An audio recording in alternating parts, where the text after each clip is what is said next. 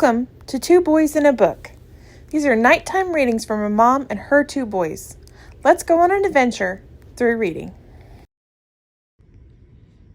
Chapter 19, Vanikoro. This terrible sight was the first of a series of maritime disasters which the Nautilus was to meet on its way. When it sailed through more frequented waters, we often saw sunken holes rotting in the ocean, and yet deeper we came across cannons, cannonballs, anchors, chains, and 1,000 other iron objects being devoured by rust. But the Nautilus went on, carrying us with it in a life of isolation. Then on December 11th, we sighted the Tuamato archipelago, which Bougainville had considered so dangerous, and which stretches out over 1,300 miles from east-southeast to west-northwest, both 13 degrees 30 feet and 23 degrees 50 feet south latitude, and 125 degrees 30 feet and 151 degrees 30 feet west longitude. From Dusty to Lazaref Island, this archipelago covers an area of 330 square miles and consists of about 60 island groups, among which is the Gambier group, over which France has imposed its rule. There are coral islands, a slow but steady rising due to the work of polyps, will one day connect them one to the other. Then this new island will later become welded to neighboring archipelagos, and a fifth continent will stretch from New Zealand and New Caledonia all the way to the Marquesas. Once, when I was presenting this theory to the captain, he answered coldly, "It isn't new continents that the earth needs, but men."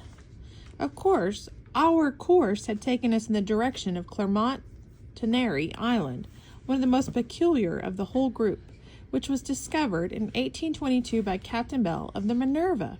I was therefore able to study the way in which these islands had built up by madrepores. Madrepores, which must not be confused with corals, are basically a fabric covered with a limestone crust, and their variations of structure led my illustrious teacher, Milne Edwards, to class them into 5 sections. These tiny creatures which produce these pulpery live by the millions inside their cells, and it is their limestone deposits which turn into rocks, reefs, and islands. Sometimes they form a circular ring around a lagoon or lake which is kept in contact with the sea by gaps in the surrounding wall.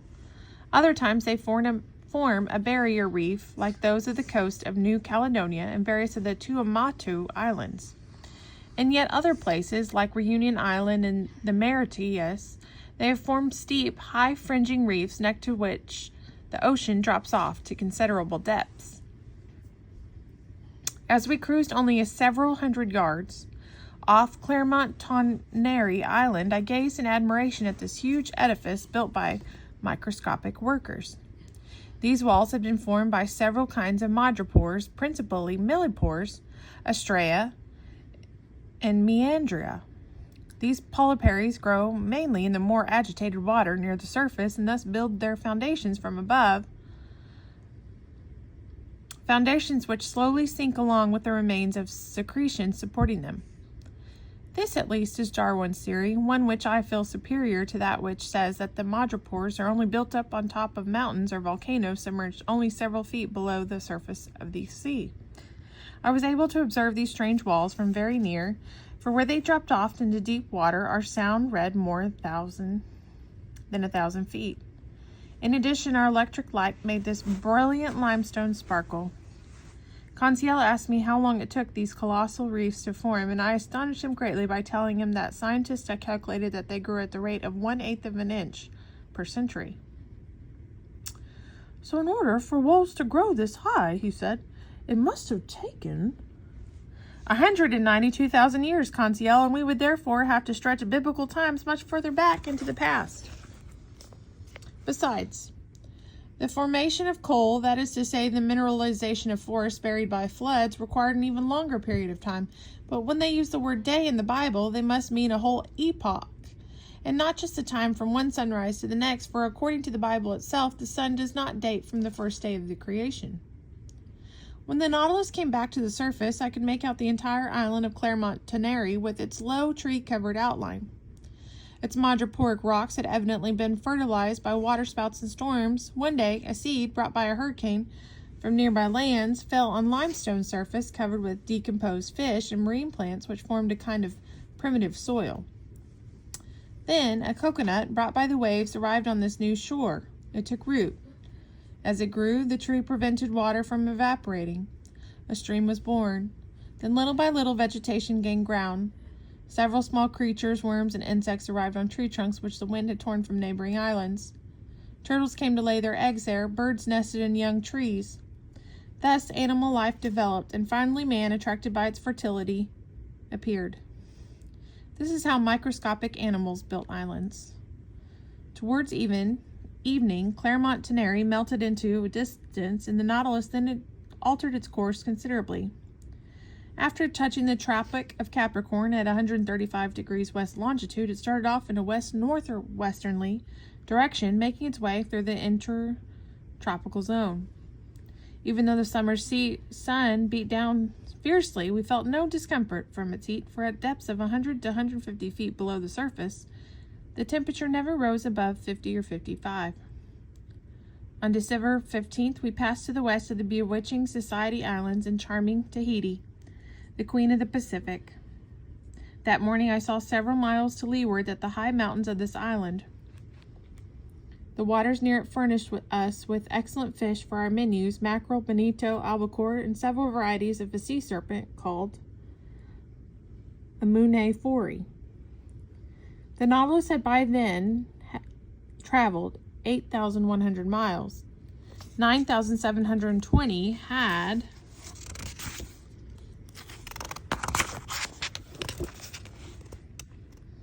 been recorded on the log when it passed through the Tonga Islands, where the crews of the Argo, the Port-au-Prince, and the Duke of Portland had perished, and the Samoan archipelago, where Captain Langley, the friend of La Perouse, was killed. We then passed near the Fiji Islands, where the savages had massacred the sailors of the Union, and Captain Barreau from the Nantes, commander of the Amiral Josephine. This archipelago stretches 300 miles from north to south and 270 miles from east to west. It lies between 6 degrees and 2 degrees south latitude and 174 degrees and 179 west longitude. It comprises a certain number of islands, islets, and reefs, among which the most part are Viti Levu, Vinahu Levu, and Kanda Vu. It was Tasman who discovered the group in 1643, the year Torricelli invented the barometer, and Louis the 19th mounted the throne. Louis the 14th mounted the throne.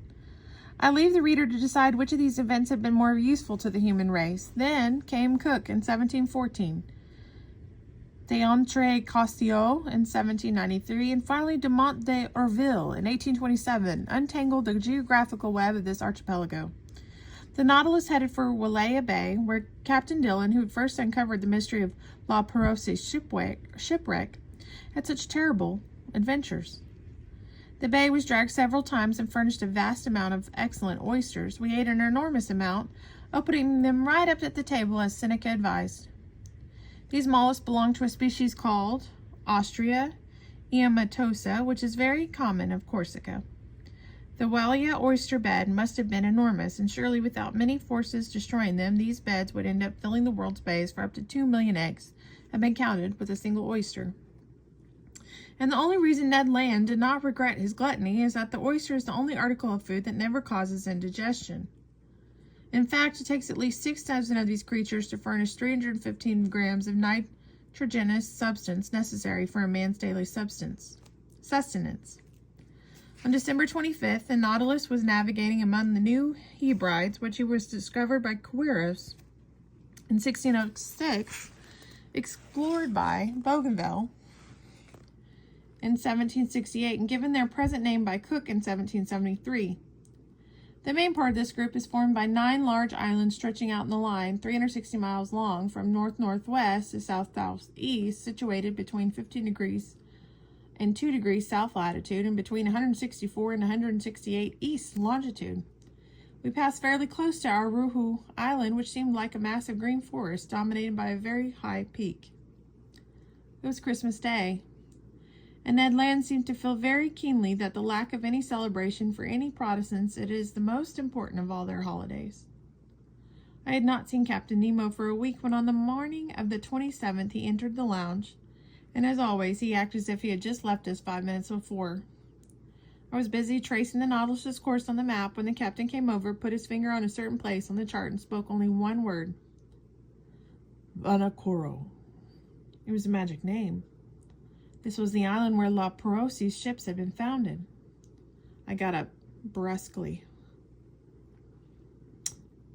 Is the Nautilus taking us to Vanikoro? I asked. Yes, Professor, replied the captain. And I'll be able to visit the famous island where the Basuli and Astrolabe went to ground? If you would like to, Professor. When will we get to Vanikoro? We're there now, Professor. With Captain Nemo following me, I went up the platform and anxiously scanned the horizon.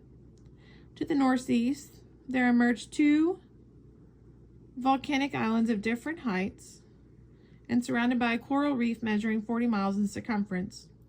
We were in front of Vanikoro itself, which Dumont d'Urville had named Recherche, and more precisely in front of the little harbor of Vanu, situated at 16 degrees 4 feet south latitude and 164 degrees and 32 feet east longitude.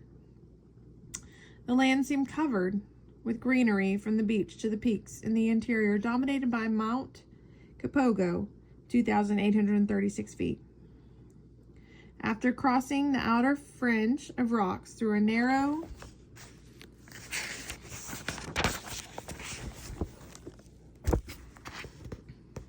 strait, the Nautilus found itself inside the reef in waters that vary between 180 and 240 feet in depth. Under the green shade of some mangrove trees, I can make out several natives showing extreme signs of surprise at our arrival. To them, the long black object moving forward and scarcely rising above the surface probably seemed like some giant whale. In any case, it apparently filled them with fear and distrust. Just then, Captain Nemo asked me what I knew about La Perouse's shipwreck. Only what everyone knows, Captain, I answered. And can you please tell me what everyone knows? He asked in a somewhat sarcastic tone of voice. Certainly. I told him what had been known by Dumont d'Urville's last words, of which I will give a brief resume. In 1775, La Perouse and his second-in-command, Captain Langley, were sent by Louis XIV on a trip around the world. They embarked in two corvettes, the Boussole and the Astrolabe, which were never seen again. In 1791, the French government, justifiably anxious about the fate of these two corvettes, fitted out two large store ships, the Recherche and the Esperance, which left Brest on September 28th under the command of Bruni de Intracastio. 2 months later, it was learnt through the testimony of certain Bowen, commander of the Albemarle, that the wrecks of the sunken ships had been seen on the coast of New Georgia. But de Intracastio paid no attention to this information, which seemed very dubious, and instead headed for the Admiralty Islands, which Captain Hunter had designated as the place of La Perouse's shipwreck. He searched in vain. The Esperance and the Recherche even passed right in front of Vanikoro without stopping. Moreover, the trip ended very badly, for it cost de Intracastier his life, as well as the two of his first mates and several of the crew.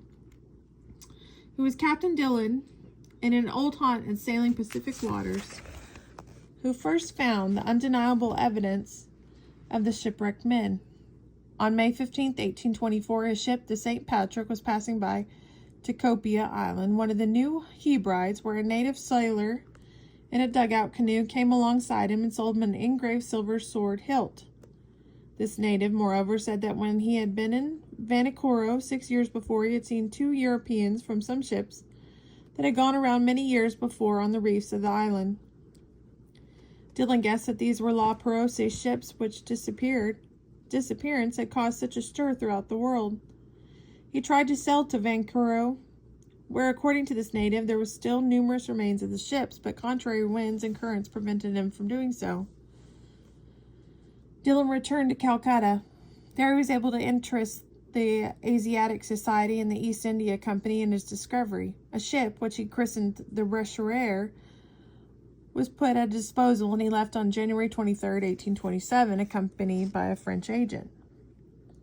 After stopping at several Pacific ports, the Recherche anchored at Vanikoro in July 7, 1827, in the same Vanu harbor where the Nautilus was now floating. There he found many remains of the wrecked ships: iron implements, anchors, grommets from pulley blocks, mortars, an 18-pound shot, fragments of astronomical instruments, a piece of taffrail, and a bronze clock with the following inscription: Bazin made me, which was the mark of the foundry of the Brest arsenal around 1785. There could be no further doubt. Dillon remained on the scene of the wreck until October to glean whatever additional information he could. He then left Vanikoro and headed for New Zealand after putting in at Calcutta on April 7, 1828. He returned to France, where he was very warmly received by Charles X. But in the meanwhile, Dumont d'Urville, without knowing about Dillon's discovery, had already left to search for the wrecked ships elsewhere. But Weyler had reported finding something.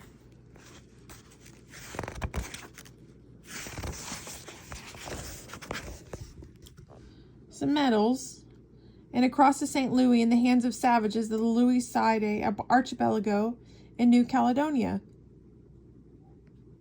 Dumont d'Urville had therefore set out to sea in Astrolabe, and 2 months after Dillon had left Vanikoro's, d'Urville anchored off Hobart.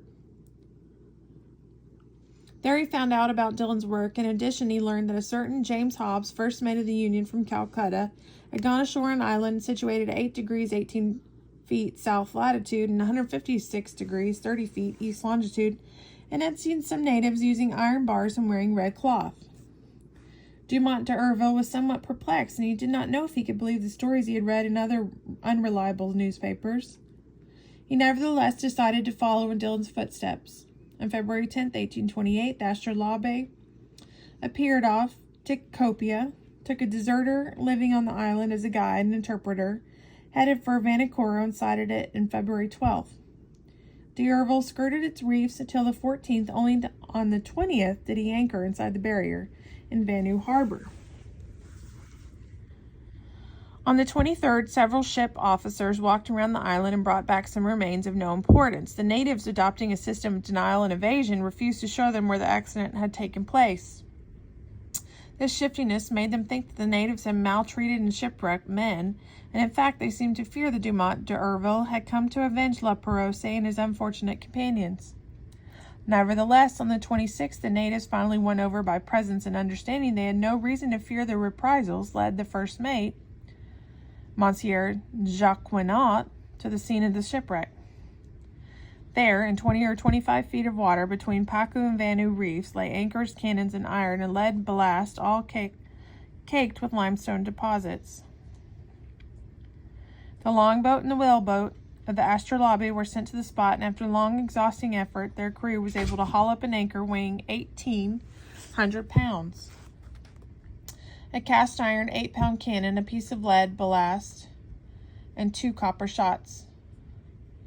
Dumont d'Urville questioned the natives and found out that La Pérouse, having lost 2 ships on the reefs, had built a smaller vessel only go down a second time. Where? Nobody knew. Then, beneath a clump of mangrove trees, the commander of the Astrolabe erected a memorial to the famous navigator and his companions. It was a simple 4-sided pyramid on a coral base with no iron fittings to tempt the natives.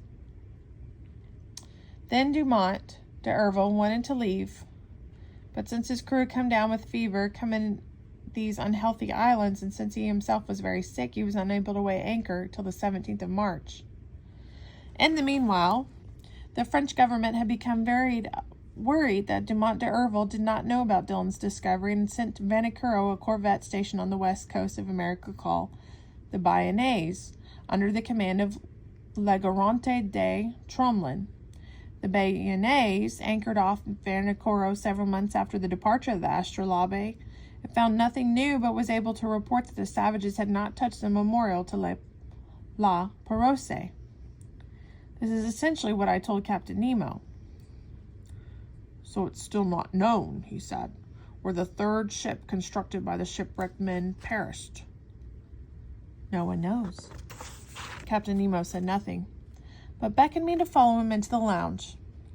The Nautilus sank several yards below the surface and the panels opened. I rushed to the window,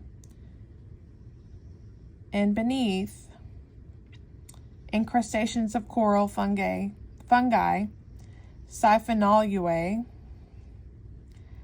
Alcinoia, Caraphyllae, and through myriads of lovely fish, gharials, glyphistians, Pomfreridae, Diacopae, and Holocentri, I could make out objects that dredges had been unable to bring up.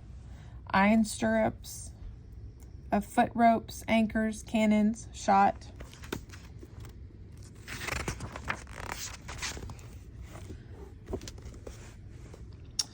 Captain fittings, a stem post, all of them from the sunken ships, which were now covered with a carpet of living flowers.